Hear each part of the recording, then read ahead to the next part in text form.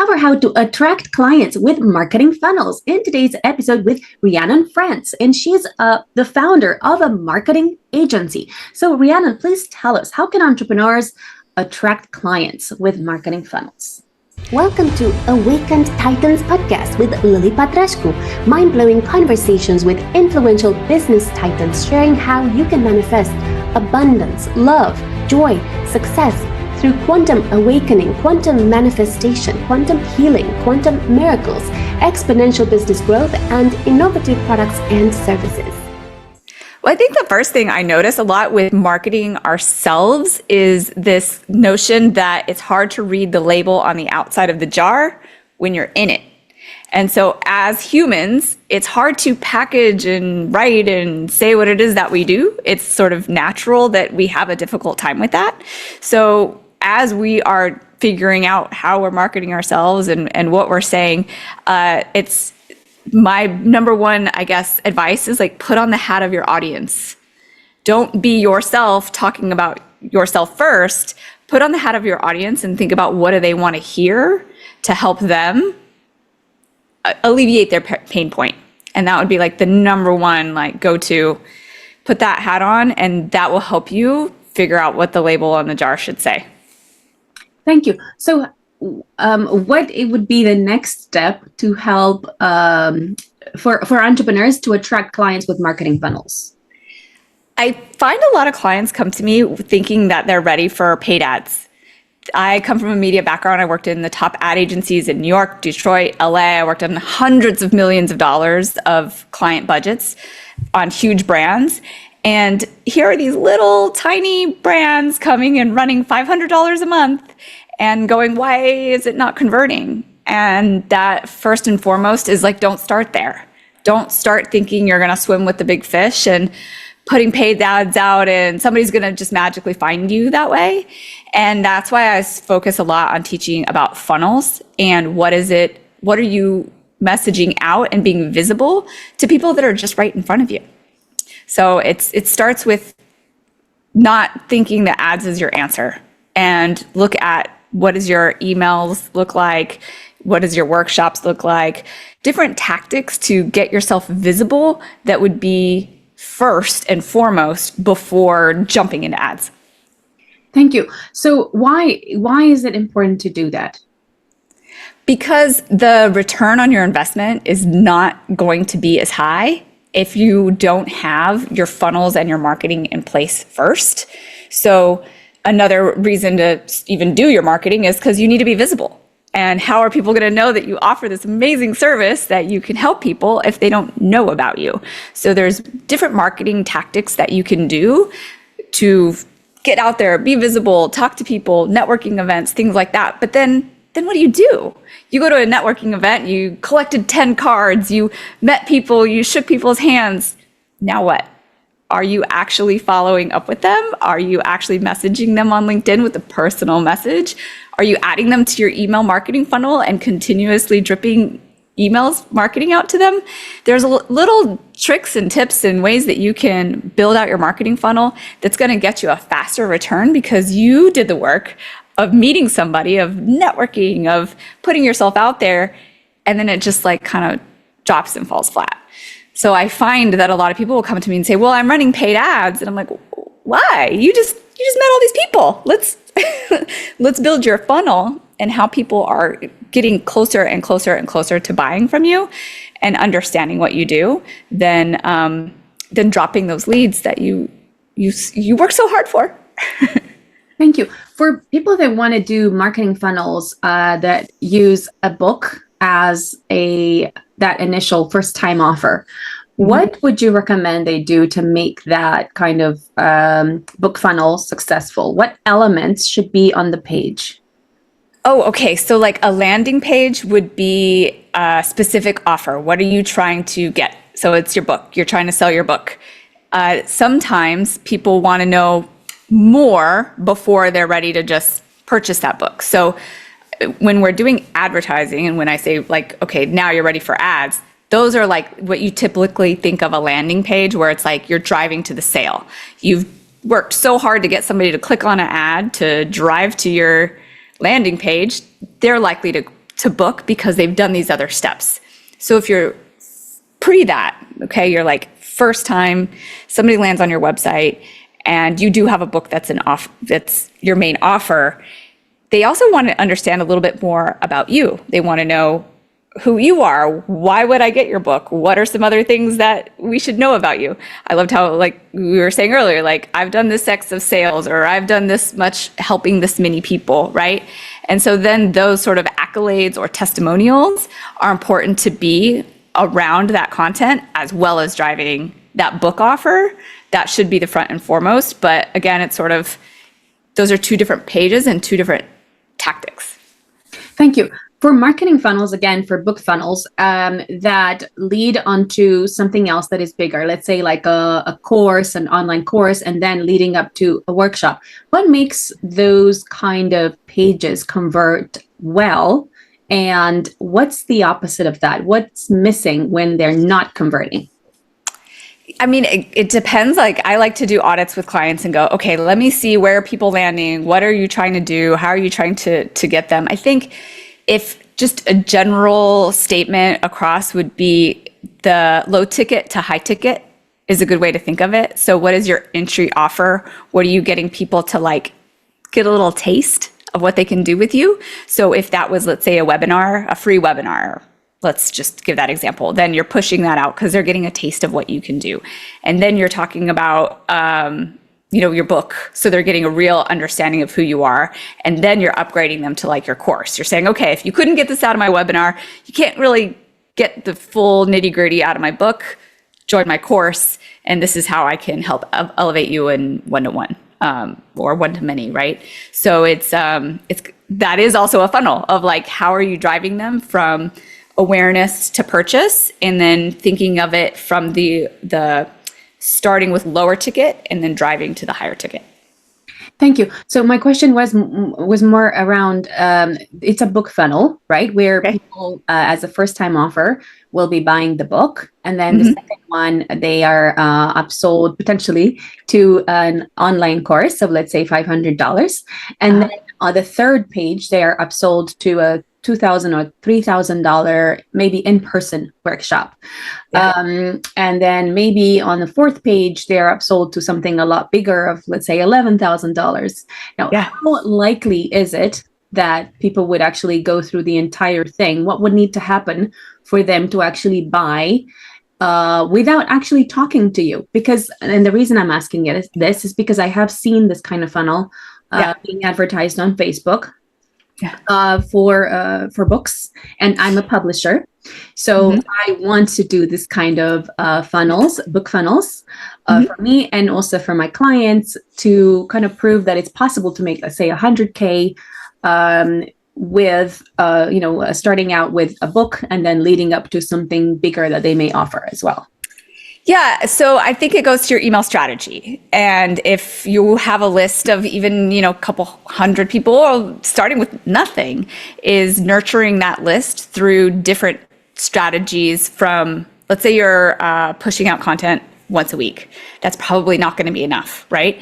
If you're looking at 3 times a week, what are the different types of emails that you're pushing out? So one should be like story driven, an insight, you're keeping people interested and wanting to be on your email list because you're giving them content that they're like enjoying, as well as a sales offer. So you're going to have a sales offer as a part of your series, but looking at your overall content strategy is going to help you drive to that book sale. While yes, that's the first point in, and what you're driving in your email series, it also comes down to like, how are you structuring that upfront and the types of content that you're pushing out on a usually daily basis, like 5 times a week, right? What is your Monday? What is your Tuesday, Wednesday, Thursday, Friday? 5 days a week. Each email does a different thing. Each email kind of has a different story. And a great example of this is Laura Belgray. She is notorious for her newsletters and how she made a ton of money and sells a book. I've listened to her speak myself, and she's notoriously done this through her email newsletters. And they're creative, they're stories, they're ways to connect with her where you're like, oh my God, that was funny. I mean, she's really funny, and that's kind of her her thing. Is like when you get an email from her, it's going to make it it's going to resonate. So it's not necessarily that salesy, right? She does have sales emails, that is for sure. But when you get an email from Laura Belgray, like, oh, I'm going to read that type of content. It's something I try to do with my clients too, is make sure that when I'm sending out newsletters and I'm sending out information, it's not always salesy at the top. Like, it's something that's either teaching them, informative, or like a story. So keeping people interested and a part of your ecosystem is going to be very important. It's not necessarily just like, okay, on Monday, I'm going to talk about my book, and on Wednesday, I'm going to talk about my course, and on Thursday, I'm going to, that should be a part of it. But it's a whole like strategy of your content and how it comes out. Thank you. Now, let's take just the example of the running paid ads to this exact example of the book funnel. What would need to be on the page of the sales letter? Let's say on the second page, which is the page where they have already agreed to pay for the book. They have already entered their contact details and their card details. And then that's where they have the second page where they are now offered a course of $500. What would need to happen there to kind of drive the customers over the edge in terms of actually buying? Because you're talking about having, let's say, cold leads doing that, like people who have never seen you before, who were tempted, let's say, to buy a $27 product. And I mean, I know this can happen because I bought one of those things, and it happened to be like a marketing product, right? Which teaches exactly how to do that. So, you would understand why someone would pay $27 for that. And then the guy was actually showing even the screenshots of, these other people also paid, $500 or $11,000 or whatever. And the whole method is around like, how do you get customers without doing sales calls, which seems very appealing to me. Yeah, definitely. I think that next landing page. So if you've already got somebody to convert, you've already got somebody in your, buying the book, they're interested in your offering. So on that confirmation page, having a video there that's talking about what else they can do to engage with you would be an amazing next step. That would be an exact example. If you're driving somebody from an ad, they click on it, they purchased it, follow up with another offer, video on that landing page is probably more likely going to help you convert than just a sales page with, images or, copy. Obviously that's doable, but if you have a video on there with a strong offer, that would probably get you a higher return. Thank you. How likely is it that people would actually, what percentage of people do you think are likely to go from like that first offer of $27 up to the second offer? Like, how many people do you need to like count for to kind of like create like a calculation of, okay, is it worth my running this ad to make sure that it's sustainable over the long term? Because if you're going to spend more money on the front end, bringing the people in, and then let's say the $27 doesn't cover the paid ad cost, then you're counting really on the second offer to maybe break even. Or so I wonder how to make that that kind of marketing funnel most effective. Yeah, that one's difficult because what I have understood from low ticket offers is you're not going to see as high of a return on ad spend on a lower ticket offer, like a $27 to $49 offer is going to be a tighter return on ad spend than a higher ticket offer, like an $800, $1,000 kind of offer.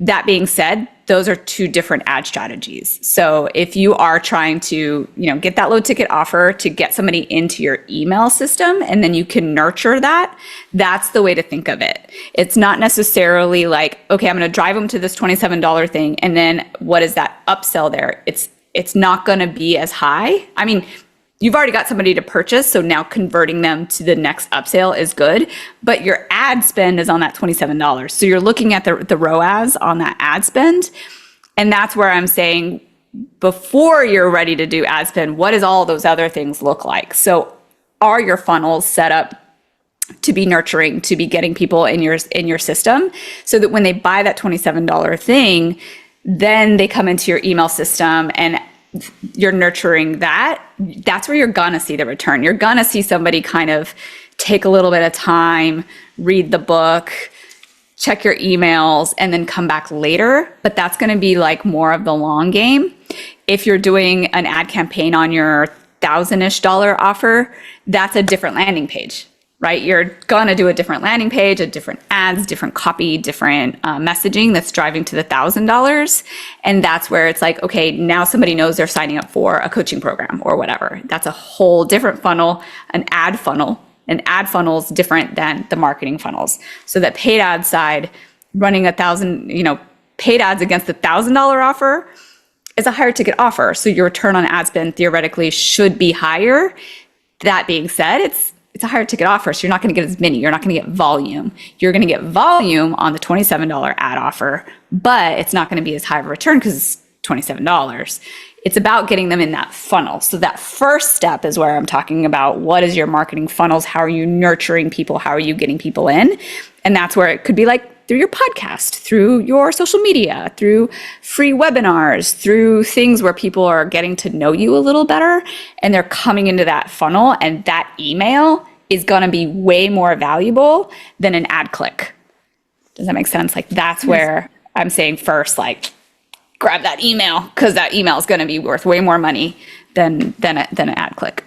Thank you. So, I mean, in my example, I was referring to someone basically going on the $27 offer and then immediately being offered the $500 offer, and right after immediately being offered the whatever $3,000 offer. So how likely is it that someone would actually take those actions one after the other? Is it likely, or would you say that it's actually highly unlikely that they will? What is more likely is that they will just buy the $27 offer, and then they will perhaps come back to your offer a few months later after they've seen your emails and that kind of thing.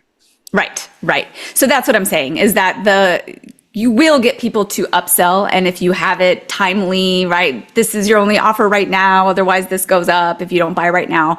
Although some people are kind of getting tired of that because they're like, oh, like I'm just not ready yet. And they're kind of turned off by it. So it's honestly, you got to test it. And each person's going to be a little bit different. Like somebody who's more well known, let's say it's Gary V, is selling a $27 book and then an upsell for $500. It's like, oh, well, I'm going to do this because it's Gary V. Like if it's somebody that they don't really know yet, the likelihood of converting on that upsell immediately is not going to be as high.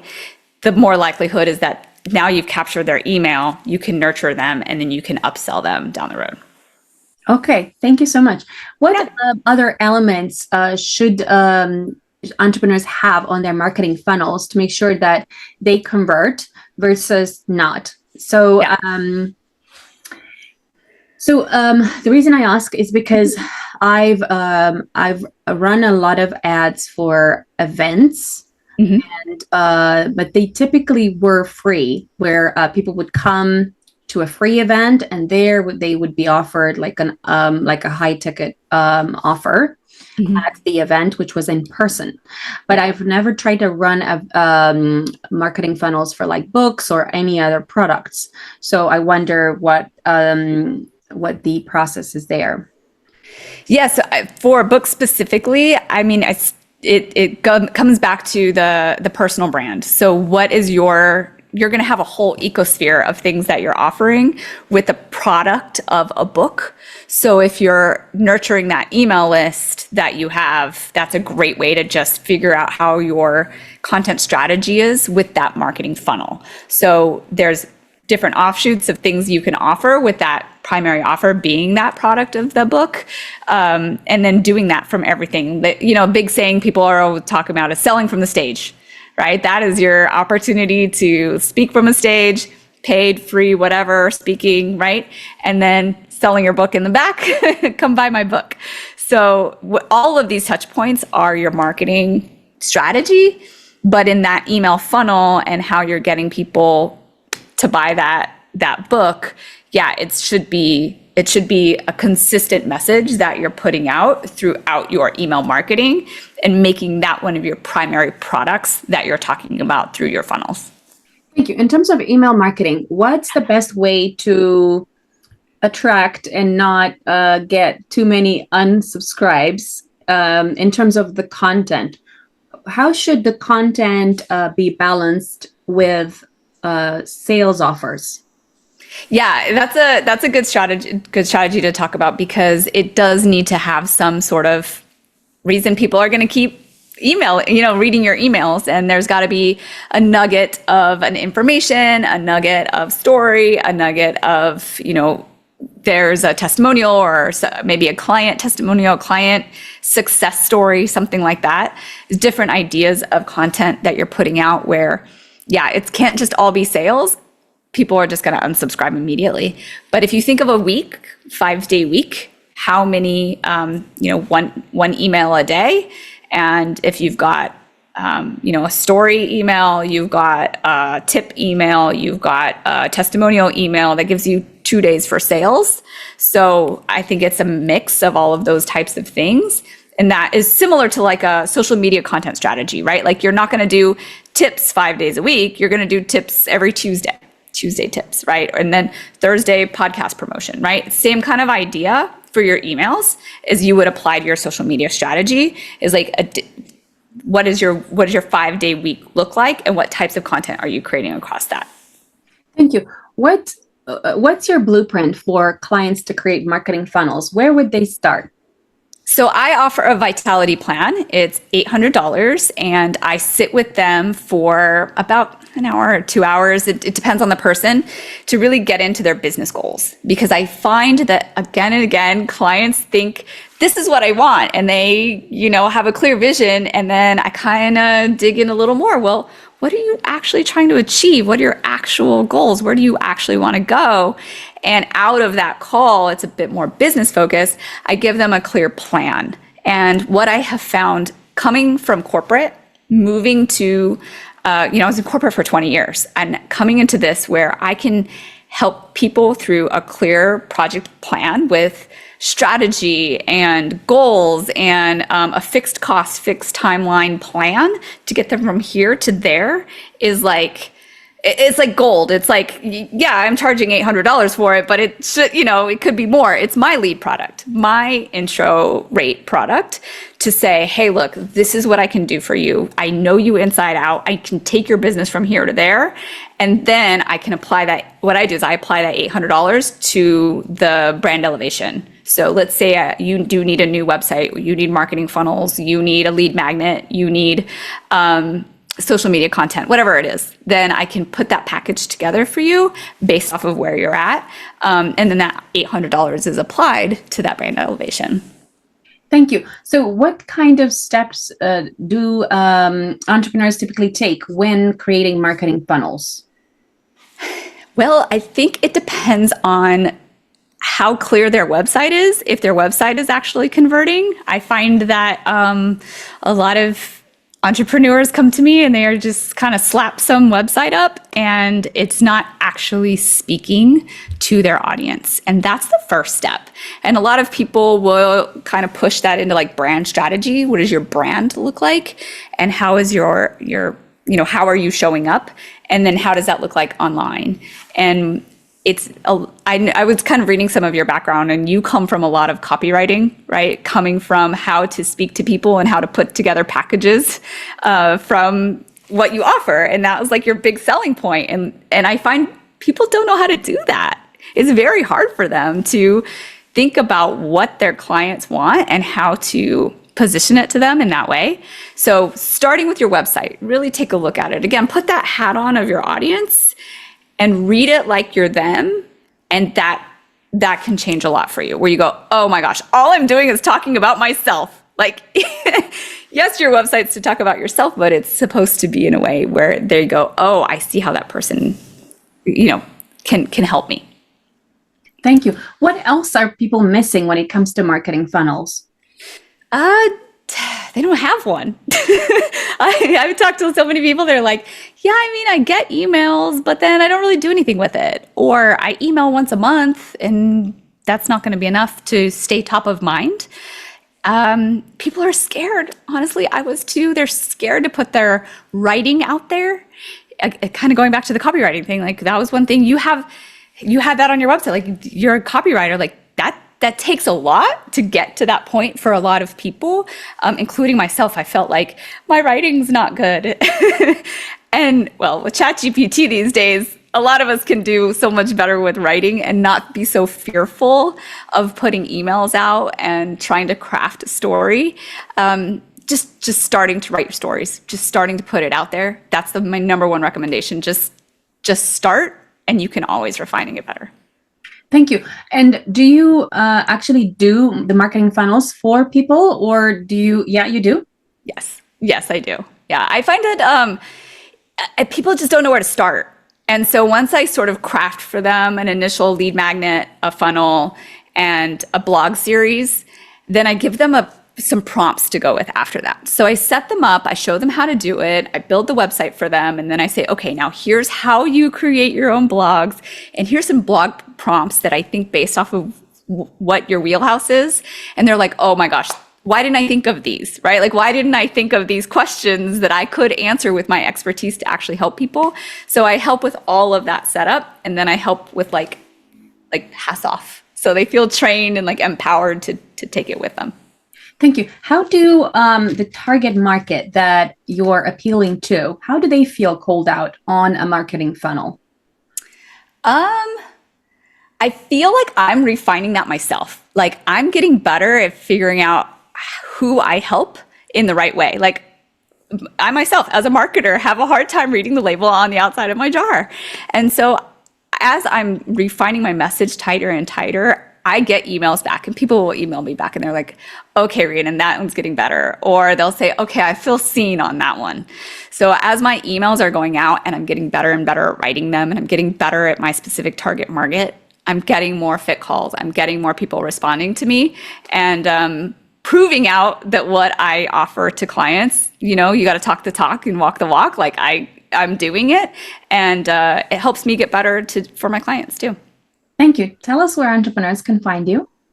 RhiViveMarketing.com, and it's RHI, RhiVive, RHI. And because my name is Rhiannon, RHI. So it's kind of a play on my name. RhiVive Marketing. And on Instagram, I'm Rhiannon Revives Your Biz. Thank you. Follow us for more interviews with world's most influential business titans, providing you with the insights to awaken to your full potential, so you can get paid to be yourself, find true happiness, and manifest anything you desire.